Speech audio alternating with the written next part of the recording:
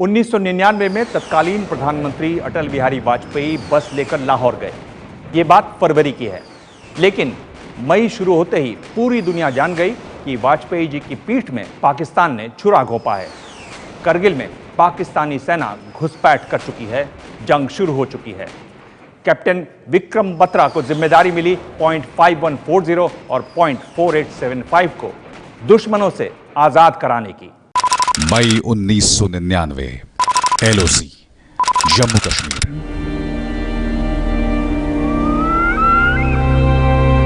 जम्मू कश्मीर में ये गर्मियों के दिन थे, बर्फ पिघल रही थी।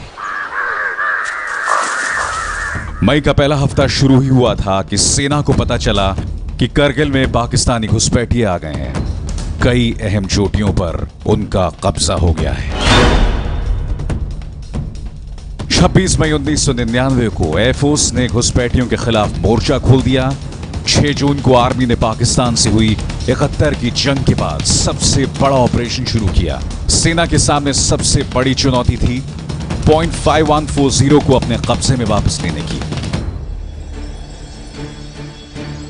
दुश्मनों से इस चोटी को वापस लेने की जिम्मेदारी मिली 13 जम्मू कश्मीर राइफल के कैप्टन विक्रम बत्रा को।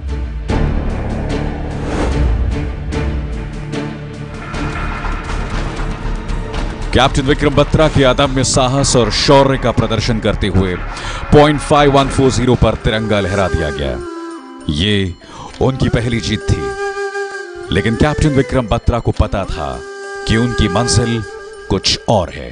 क्योंकि जब उनके कमांडर ने उनसे ये पूछा था, कर्नल जोशी ने, कि विक्रम आप कैसा महसूस कर रहे हो अब, तो उन्होंने ये कहा था कि ये दिल मांगे मोर, जो कि पेप्सी का एक कमर्शियल स्लोगन है, लेकिन उसका अर्थ ही बदल दिया उन्होंने। उनका कहने का मतलब ये था कि वो अभी और चोटियां फतह करना चाहते हैं, उनके सिपाही और आगे बढ़ना चाहते हैं। 17 साल बाद आज भी कैप्टन विक्रम बत्रा के 76 वर्षीय पिता को एक एक बात याद है। वो बताते हैं कि कैसे उनके बेटे ने इस जंग के दौरान न सिर्फ अपने एक साथी की जान बचाई, बल्कि एक सूबेदार को इसलिए खतरे में नहीं डाला क्योंकि वे शादीशुदा थे, उनके बच्चे थे। उसे पीछे धकेला कि नहीं, आप पीछे हट जाओ, आप बाल बच्चेदार हो, और अगर आप शहीद हो जाते हैं तो आपके बच्चे अनाथ हो जाएंगे।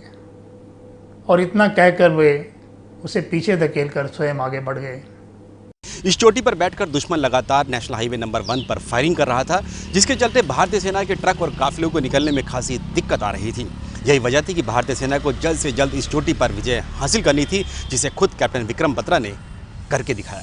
अमर शहीद कैप्टन विक्रम बत्रा के पिता बताते हैं कि उनके बेटे ने .5140 की चोटी जीतने के बाद भी .4875 के मिशन में जाने के लिए खुद आगे आ गए। उनके दिल में यही हसरत थी कि मैंने जीत किसी भी कीमत पर हासिल करनी है, और उन्होंने स्वयं को वहाँ पर भी अपने आप को वॉलंटियर किया आगे जाने के लिए। उनके साथी सैनिक भी यही चाहते थे। उनको बहुत ज़्यादा कॉन्फिडेंस था अपने कमांडर कैप्टन विक्रम बत्रा में। इस चोटी पर बैठे दुश्मन सीधे नेशनल हाईवे नंबर 1 पर फायरिंग कर रहे थे। गोलीबारी में भारतीय सेना के ट्रक्स और काफिलों को निकलने में बेहद मुश्किलें आ रही थी। कैप्टन विक्रम बत्रा न सिर्फ इस मुश्किल चोटी पर चढ़े, बल्कि तोपों, मोर्टार्स और रॉकेट लॉन्चर की भयानक गोलीबारी के बीच अकेले ही 5 घुसपैठियों को मार गिराया। चोटी पर कब्जा तो हो गया, लेकिन वो बुरी तरह घायल हो गए। उनको जब घायल थे तो वापस लाने की कोशिश की गई। उनसे कहा गया कि अब आप वापस आ जाइए, तो उनका यही कहना था, नहीं, मुझे वापस नहीं जाना है, और अंतिम सांस तक वो लड़ते रहे। कैप्टन विक्रम बत्रा को उनके अदम्य साहस, अतुल्य बहादुरी के लिए मरणोपरांत देश के सबसे बड़े वीरता पुरस्कार परमवीर चक्र से नवाजा गया। वो शेरशाह थे और बहादुरों के बहादुर थे, ऐसा तो बड़े बड़े जनरल्स ने कहा है। ब्रेवेस्ट ऑफ द ब्रेव्स, ये तो हमारे जो बड़े बड़े जनरल्स हैं वो उस समय के, वो उन्होंने कहा कि वो he was beyond the awards, जो इन अवार्ड्स से सम्मानों से भी ऊपर थे वो, और he was the bravest of the brave. तो वो जन्मजात ही ऐसे थे।